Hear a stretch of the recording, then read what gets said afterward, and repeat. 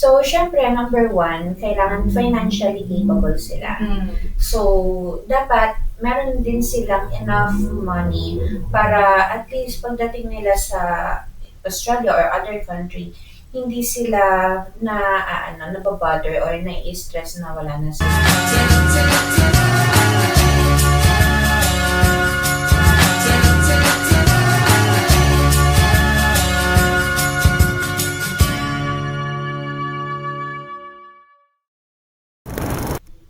Hello mga kanghel! Welcome back to our Casey Talk Show. Today guys, we are in episode 3 na. And we have a special guest na siya nga naman ay may napakagandang storya sa buhay. So, huwag na natin itong patatagalin pa. Please welcome Paraluman. Thank you so much, Casey, and thank you. Hi sa inyo mga kaanghel. I am Cherry L. Shami, also known as Paraluman Mayari, and thank you for having me here. Naku, walang problema. I'm so thankful and grateful na nakarating ka ngayong araw na to. You know what guys, si Miss Paraluman, meron siyang blessing na parating. Yan. Yes. Hopefully hindi ka nahihirapan pagpunta dito. Okay naman yung travel. Very smooth, walang traffic. How many months are you? I'm already 5 months pregnant. 4 months to go, hopefully. And it is my first boy. First I already boy! have First 2 girls, and now meron akong boy. And ano yung mga pangalan nila? Okay, my first child, she's Yuna Aries. She's an heir.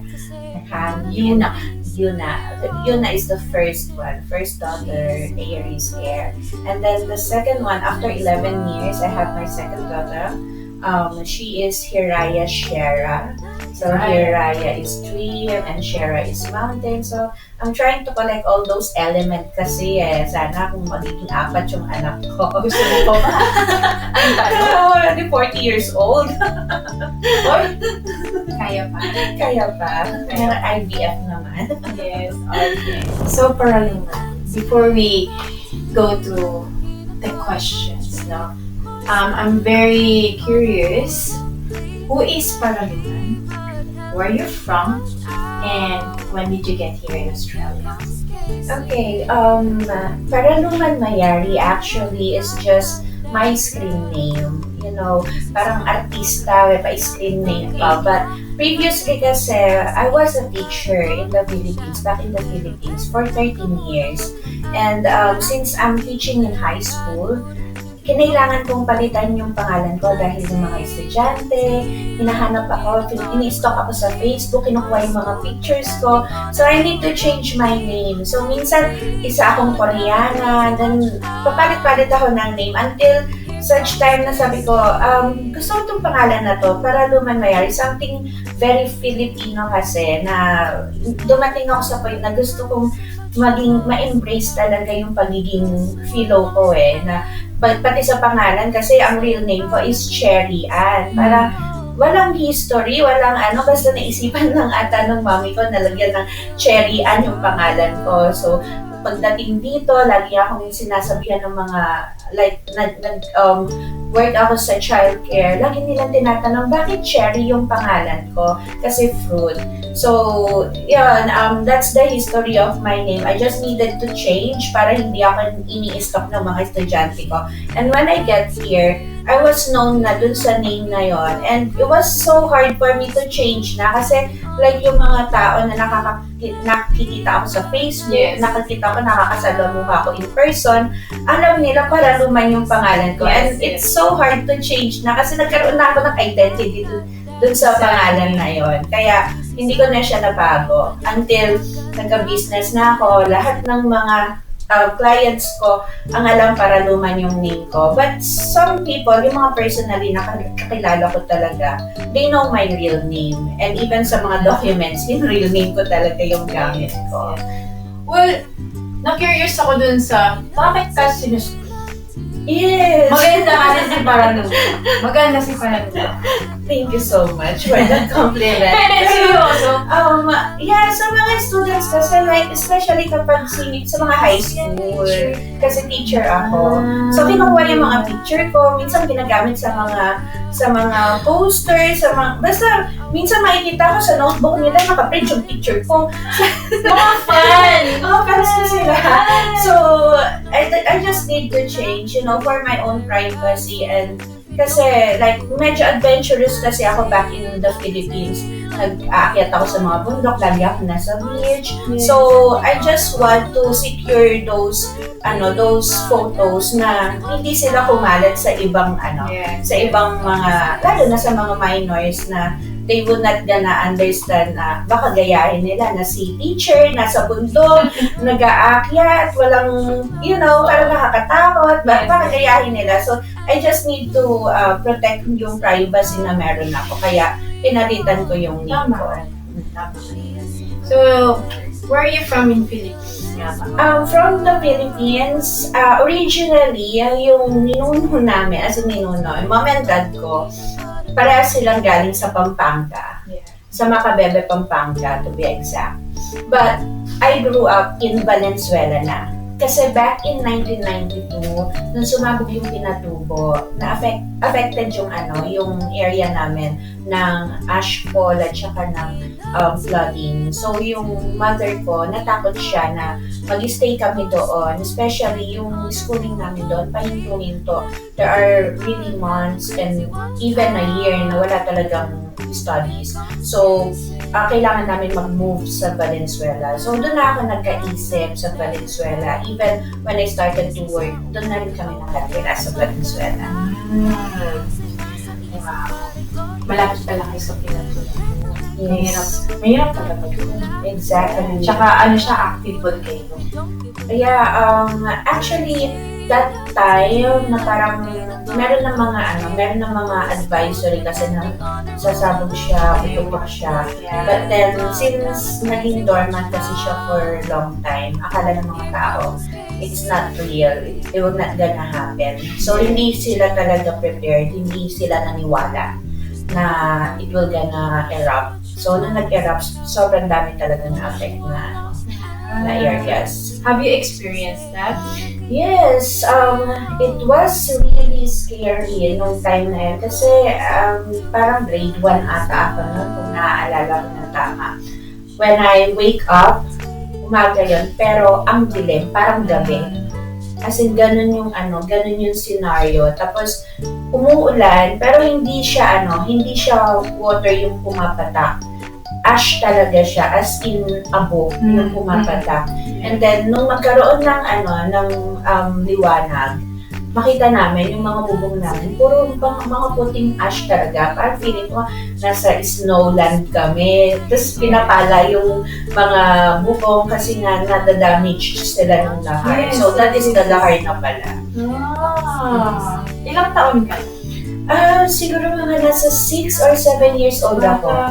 Grade 1. Yes. Na-experience mo yung Yes. And lahat ng pagputok ng bulkan na yon and lahat ng mga lindol during those times, talagang I witnessed them. Kaya yung mother ko, natakot talaga siya na nakikita namin, na-experience namin yun.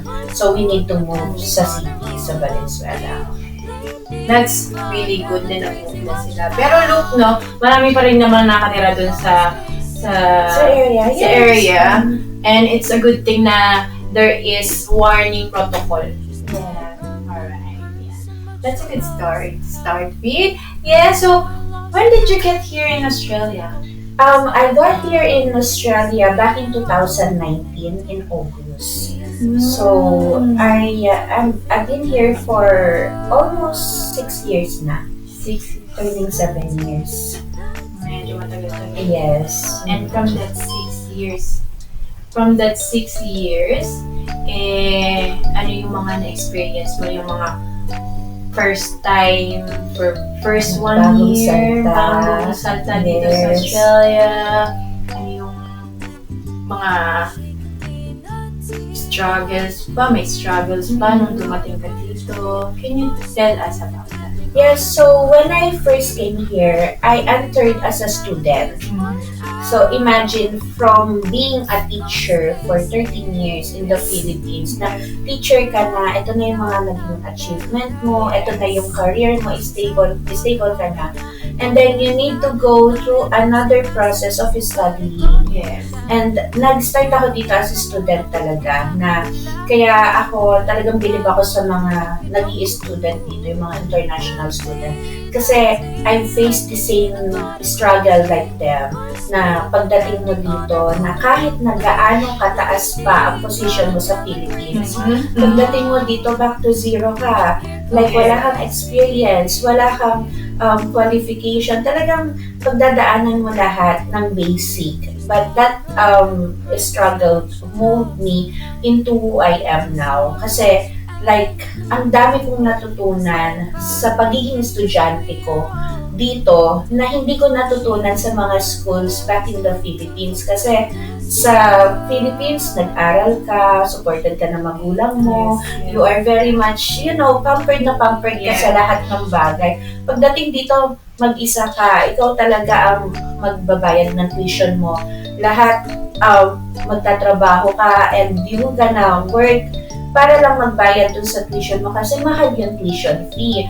Unlike sa mga domestic student dito, yung international student tuition fee is times more, like times 7, times 8 ng tuition fee na binabayaran ng mga local. So, talagang yung kinikita ko as a part-time worker, kasi we are eligible to work naman as part-time employee, yung kinikita ko doon, napupunta lang din talaga sa pagbabayad ng tuition fee. Like, talagang kailangan ng discipline, kailangan talaga na marunong kang dumiskarte para at least maka-survive ka man lang. Hindi na sa makaipon eh. Ang goal mo na lang is to survive. To survive yung 2 years ng pag-aaral mo. Kasi kung hindi ka magiging disiplinado, especially with the finances, talo ka kasi wala ka ng pambabayad ng tuition mo, uuwi ka na lang kasi hindi ka na nakaka-comply dun sa requirement ng school mo. But then, syempre, dahil mga Pilipino tayo, lahat ng diskarte, talagang ipapasok natin dyan. That is the time na natuto talaga ako sa mga diskarte sa buhay na sa Pilipinas hindi ko ginagawa. Dito bigla akong ginawa. Tama. So, yung unang trabaho ko dito as international student, na-hire kasi ako agad sa field kung saan ako nag-aaral, which is in preschool and early childhood. Pero it is different from being a teacher in the Philippines and being a preschool teacher here. Kasi when I jump into field, syempre yung iniisip ko preschool teacher ako. But then, pagdating sa field, hindi pala ako basta teacher lang. Carer din ako ng mga bata. So, it is really something na different dun sa ginalawan ko na field before. So, kinailangan kong magpalit ng napis ng mga bata, magpatulog ng bata, magpakain ng bata. I need to check yung mga allergies nila, yung mga ganun mga bagay na talagang ang dami palang responsibility. Hindi lang basta magtuturo ka or ibibigay mo sa kanila yung mga bagay na matututo sila academically. Pero you need to mold them from 6 months up to 5 years. So, yun talaga yung number 1 na adjustment na ginawa ko dahil iba yung structure ng education sa Philippines compared dito sa Australia. And very, very different. Yes, sobrang different. But then, aside from teaching in preschool, pumasok din ako sa ibang mga industries like cleaning. So, naglilinis ako ng casino every morning from 3 a.m. to 6 a.m. Imagine, ako lang maglilinis ng casino na yon for those times from Monday to Sunday. As in, buong 7 days. casino? Yes, yung buong casino na yon. Malaki yun. Malaki siya. Hawak-hawak ko yung isang, karay-karay ko yung vacuum. Iba-vacuum ko siya. Tapos lahat ng mga salamin, kailangan ko linisin. And then, aside from that, every weekend pa nun, nagtitinda naman ako ng pasta. So, yun yung mga ginawa kong trabaho, pinasok ko na trabaho just in order for me to survive. Kasi yung first job ko as a preschool teacher, as an early childhood educator, hindi naman siya permanent talaga eh. I was just a casual worker. So, there are times na wala talaga akong shift. So, I need to find other source para magkaroon man lang ako ng pagbabayad ng tuition and for the cost of living here, like, the rent, the transpo, pati pa yung food allowance mo, dun kukunin. So, yun yung mga na pasok ko na trabaho when I was starting my career here. And then, pandemic happened. So, after siguro 6 months na nandito ako sa Australia, bigla nagkaroon naman ng pandemic ngayon. So, another challenge yun na yung fear mo na, ay baka kumalat ito, baka magkasakit ka, mahawaan ka. Andun din yung fear ko na back in the Philippines, naiwan ko yung anak ko, yung mga magulang ko, yung mga kapatid ko. So, andun na yung nakahati na yung isip ko na inaalagaan ko yung sarili ko dito, and at the same time, I need to take care of my family back home virtually. Kasi, it is pandemic eh. You never know kung ano mangyayari. Kasi, nung una, nagbibiruan pa kami ng mga ka-classmate ko na parang, ano lang yan, 2 weeks lang yan, 3 weeks lang yan, okay na ulit. Tapos dumating yung time na, 1 month na, pa-lockdown na, at sinara na yung border ng Australia. Parang, wait, teka, end of the world na ba? Nandun na ako sa point na yon na parang madidepress ba ako? Pero hindi, I took it as an opportunity. That's right. Nung nagkaroon ng pandemic, nakita kong opportunity yon kasi that is the time na binuksan nilang ng government yung working hours ng mga student. So, pinayagan nila na mag-full-time work ang mga estudyante. Yes, I remember that. Yeah. So, it's a good thing for the student at that time. Exactly. I can imagine, kasi at the time, ako hindi na ako student kasi dinala ako ng asawa ko, fiancé. So, you did not go through that process na, part-time job lang yung pwede mong trabaho. Yes. Well, I can also relate when it comes to, struggling, parang going back to zero. Kasi in the Philippines nga naman, if you have, pag may konti kang pera or, alam mo yung middle class ka, meron kang katulong sa bahay. Exactly. Diba? Pero dito, pagdating dito, mga kaanghel, back to zero. Ibig sabihin, wala po tayong katulong, kayo po lahat gagawa. Yes, and hindi lang yon, as in talagang yung mga bagay na hindi nyo ginagawa sa Philippines. Like, syempre yung mga pumupunta dito sa Australia, especially mga student, well off yan. Hindi naman yan makakapunta ng Australia nang wala silang pera. So probably, nasa middle class to higher class, upper class talaga sila. So, sila yung mga hindi nakakaranas na siguro magwalis, maglutugas ng plato. But then, pagdating dito, lahat kayo gagawa. Paglalaba, pag-alaga sa sarili nyo, pagluluto. So, talagang they need to learn. Yun nga yung natutunan ko, sabi ko, hindi lang ako natuto dito ng mga skills academically, but Australia taught me life skills talaga. Kasi, like, imagine back in the Philippines, hindi ako marunong magbukas ng posporo, even ng kalan. Wow! Dito ako natuto. Imagine ko na akin. Posporo Ang lang Australia nagturo sa akin para magbukas ng posporo. Lighter! Hindi posporo yan. Even posporo. Kasi talagang takot ako. Kapag kalan, kailangan ko na magbubukas ng kalan para makapagluto ako. But here, ay kailangan gawin ko lahat. So, dito ko lang talaga natutunan. But then, I'm proud na tinuruan ako ng Australia na maging independent talaga. Which is a good thing kasi, look, it's a benefit for every, I would say na may experience din ng mga anak natin yan, Kasi when they have their own, dito kasi walay na sila Yes, exactly. Pag nagkaroon lang sila ng trabaho no? From the age of 16 pa nga, 16, pwede na sila walay na sila. mag-work. Pwede sila mag-work. Pero pag gusto nila lang humiwalay sa nanay, Pwede gora na, lang, yes. diba? They can So, live independently.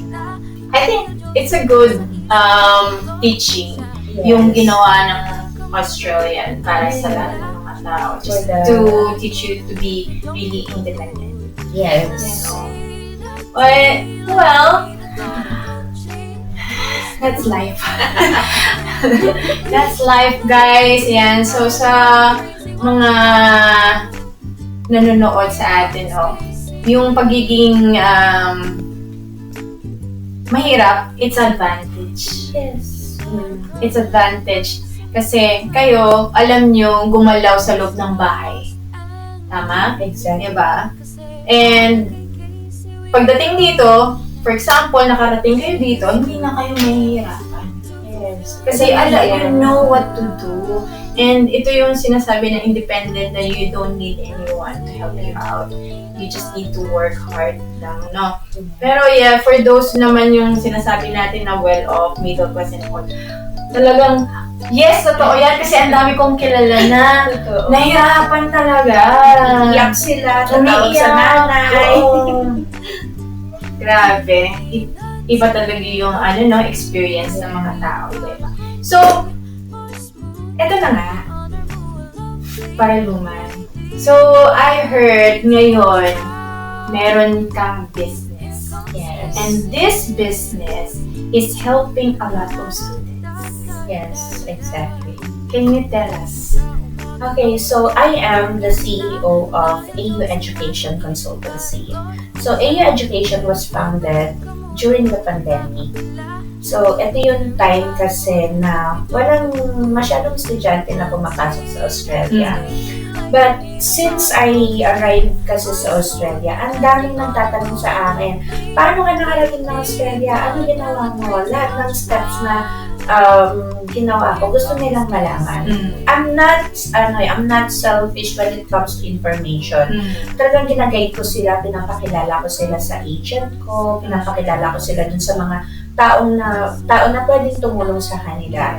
But then, pandemic strikes, yung agency, hindi sila tumatanggap ng estudyante. Okay. And then, meron mga students, aspiring students na still nagko-contact sa akin, tinatanong kung paano gagawin nila para makarating dito. And I saw that as an opportunity kasi that time, walang pumapasok na student talaga sa Australia. But then, si immigration is open pa rin para sa processing ng mga student visas. So, yun yung ginawa kong stepping stone para masimulan ko yung agency. Actually, I'm not thinking about putting up an agency Ang gusto ko lang talaga is tulungan sila na makarating dito, magbigay sa kanila ng idea, ng mga tips, procedure, turuan sila. But then, dumating sa point na walang agency na gustong magtanggap ng mga students kasi nga, sarado ang border. So, ang ginawa ko, sige, tulungan ko kayo, ganito gagawin natin. So, until may napa-approve ako na isang estudyante. Pero sarado border, paano sila makakarating dito? Paano sila makakapag-aral? So, ang ginawa namin, kahit na hindi sila makapasok dito, still may visa sila, ang ginagawa namin, yung course nila, dini-deeper na lang namin. Hanggang nagbukas yung border. Nang nagbukas yung border, nakatravel na sila. So, kailangan lang ma-move yung start date ng nung course nila. So, from there, ang dami na naman na nagtanong, paano nila nagawa? Siyempre, word of mouth, yung mga kaibigan ni student or mga kamag-anak ni student, talagang kami na yung ni-refer. So, nagpapasok ako sa school, kinukuhanan ko sila ng offer, tapos napansin ni school na, teka, lagi kang tumatawag sa amin lagi kang nanguhingi ng offer, why not become an agent? Doon nag-start. Si school, talagang sila nag-invite sa akin para maging agent nila ako. So, from one school, nadagdagan ng isa, So, dumami na ng dumami yung school na hawak ko. Hanggang continue na namin, na-establish ko na talaga yung agency as a registered agency na to guide the students for their student visa and yung enrollment nila, including their insurance. Wow! Sa span ng pagdating mo dito, nandun ka na agad. Ilang years lang yun, A matter of 3 years. Kasi I arrived here 2019 and then I started the registration of the agency na mismo in 2020. Galing. Nakaka-proud. I'm so proud of you. Thank you. Ang galing pang Actually, like looking back, iniisip ko, paano ko nagawa yun? Kasi like, in the Philippines, I was a teacher. I know that I am a hardworking person. And like, lagi kong pinuput yung best ko sa lahat ng ginagawa ko. Although, there are times na, syempre, parang gusto kong i-balance talaga yung life ko. Meron akong time para gumawa ng mga personal na interest ko. But then, pagdating sa pagtatrabaho ko, talagang pinuput ko talaga lahat ng effort.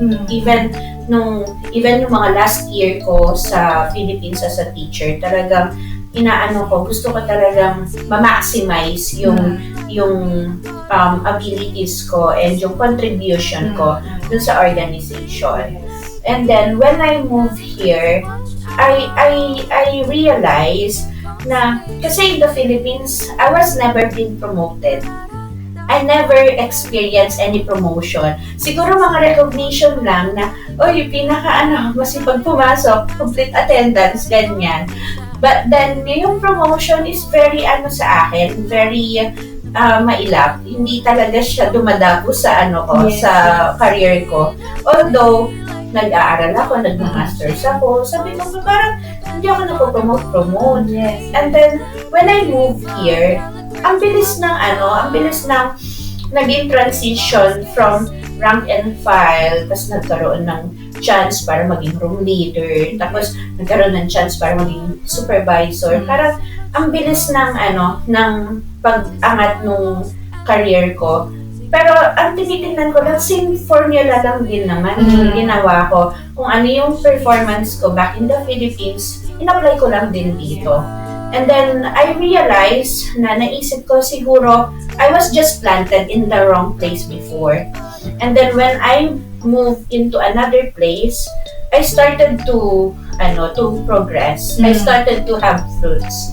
And ginamit ko yon as like, motivation na, I can be more pala. Hindi pala malilimit yung, yung pagiging, yung pagkatao ko dyan, dahil sa hindi lang ako nakakaangat sa promotion, I can move into somewhere na ma-appreciate yung value ko.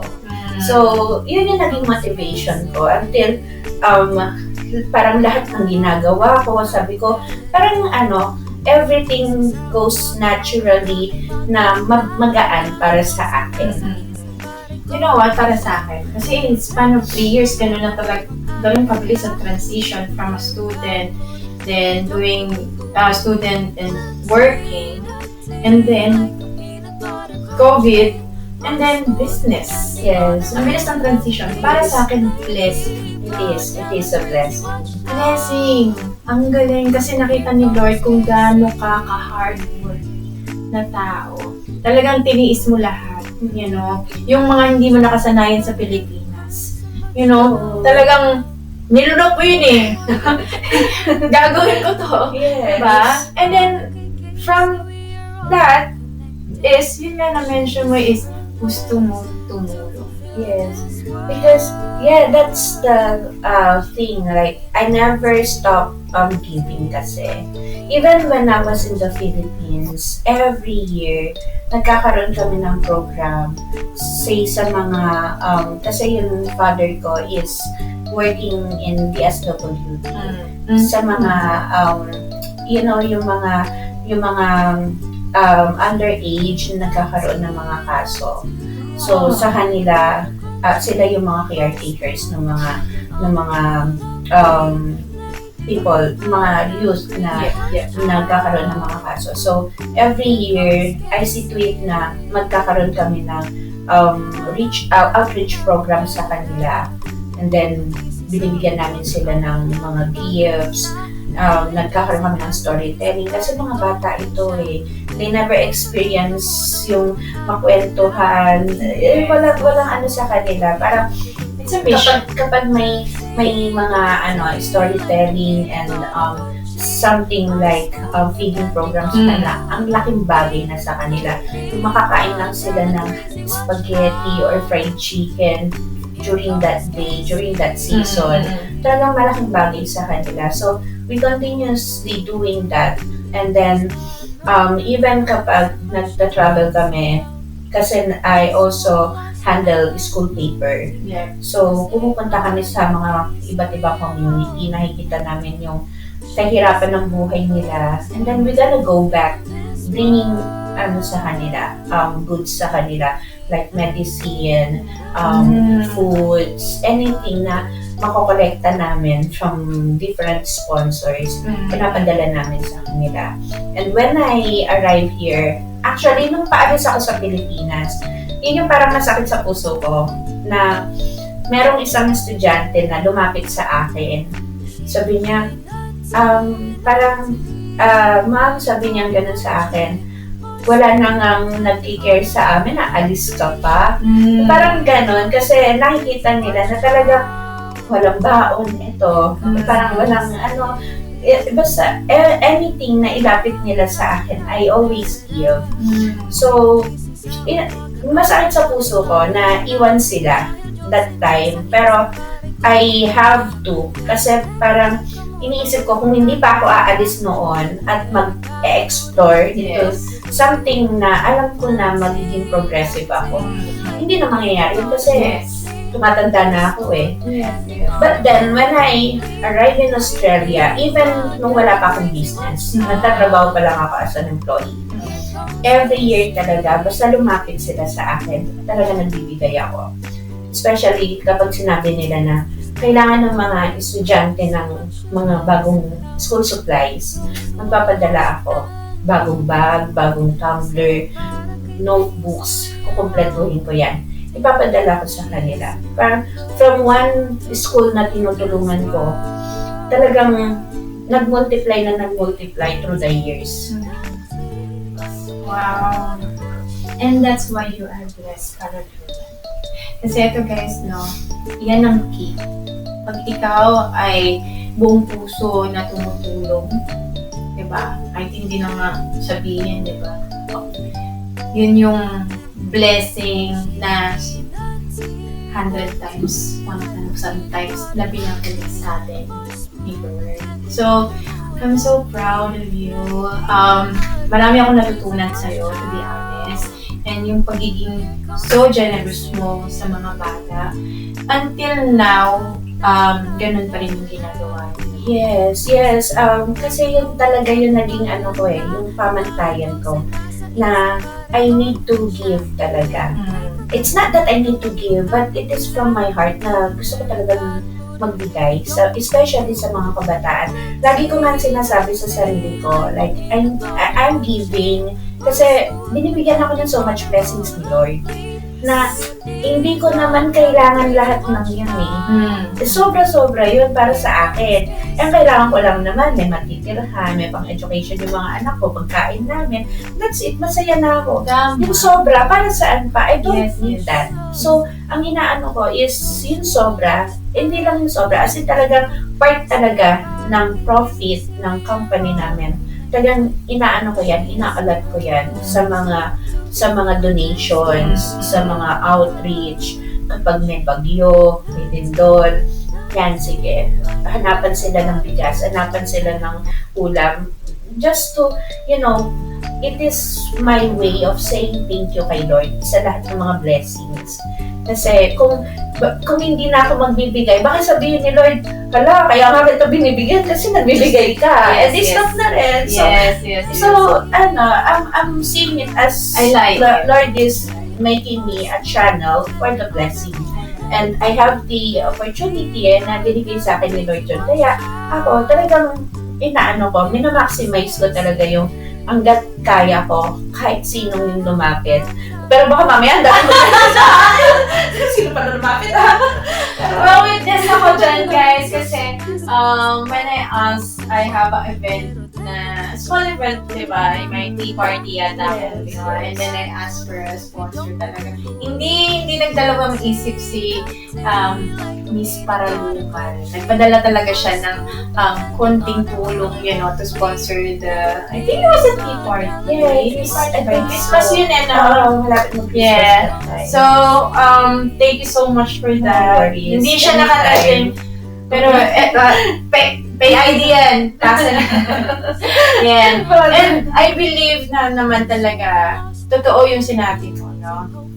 Ang kailangan lang natin sa buhay is, at meron tayong natutuluyan. We have roof over our head. Nakakain tayong 3 beses sa isang araw. Kung may mga anak tayo, napoprovide lang natin yung pag-aaral nila. Tama ba? Yes. And the rest, you know what? Ano naman yan For example, kung may kotse man, bicycle, nakakapag-travel ka Oo. Blessing. Enough na yun di ba? So, and also, agree din ako sa sinabi nyo na kung hindi ka nga magbibigay, bakit pa kita bibigyan, di ba? Yun ang ni Lord, right? So stop kasi hindi ka naman nagbibigay. That's what I did from the very beginning talaga. Yes. Na binibigay sa akin yun kasi binibigay ko rin sa iba. I'm so happy dun sa mga nakwento mo sa amin. Ang dami kong natutunan. Pero this time, pwede mo bang i-advise ang mga gustong pumunta ng Australia? Ito ba yung kahit ibang country? Kahit anong country naman, open sa Australia. Okay. So, ano yung magiging advice mo sa kanila pag gusto nilang pumunta ng Australia or other country? Yung step by step. Maybe give us 5 things. So, syempre, number 1, kailangan financially capable sila. So, dapat meron din silang enough money para at least pagdating nila sa Australia or other country, hindi sila napabother or nai-stress na wala na silang pera and mape-pressure sila na magtrabaho kahit dun sa mga trabaho na hindi kaya ng limit ng katawan nila. So, they need to equip themselves with proper funding. And number 2, kailangan talaga pag-aralan nilang mabuti. Hindi porket yung kaibigan niya nagpunta sa Australia, kapitbahay niya nagpunta sa Australia, siya gusto rin magpunta sa Australia without looking at without studying kung ano yung magiging pros and cons. Hindi nila pinag-aralan, hindi nila pinag-isipan, basta na lang nila ginawa. So, dapat alam din nila kung ano yung pinapasok nila. Because being an international student is no joke. Hindi ko yan isi-sugarcoat. Hindi porket may agency ako sasabihin ko maganda dito sa Australia, mag-aral kayo dito. No. Isang challenge ang pagpunta ng Australia, ang pag-aaral sa ibang bansa. So, dapat pag-aralan ninyo weather-wise, kung magiging komportable ba kayo sa weather, and yung language, kung magiging komportable ba kayo dun sa language na gagamitin ninyo dun sa country na yon.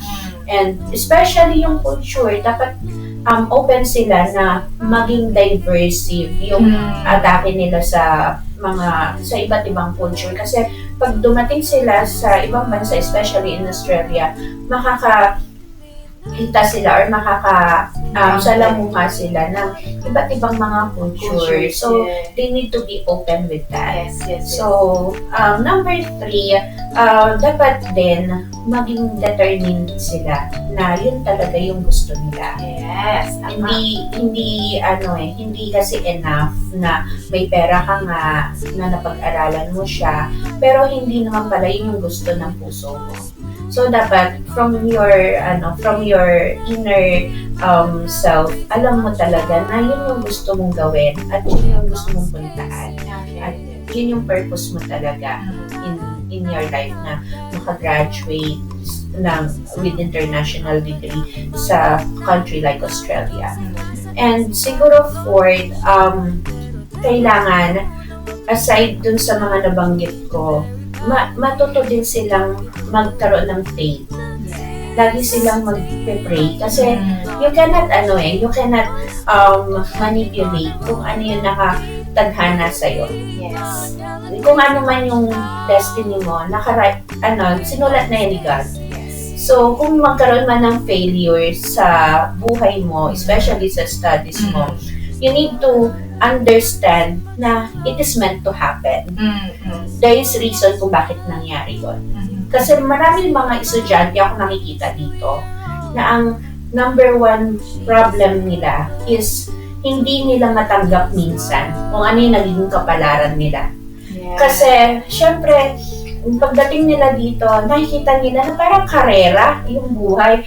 Ay, si ganito, na-sponsoran na. Si ganito, PR na, or ako wala pa, estudyante pa rin. So, they are always feeling pressured na bakit sila stagnant, walang nangyayari sa kanila.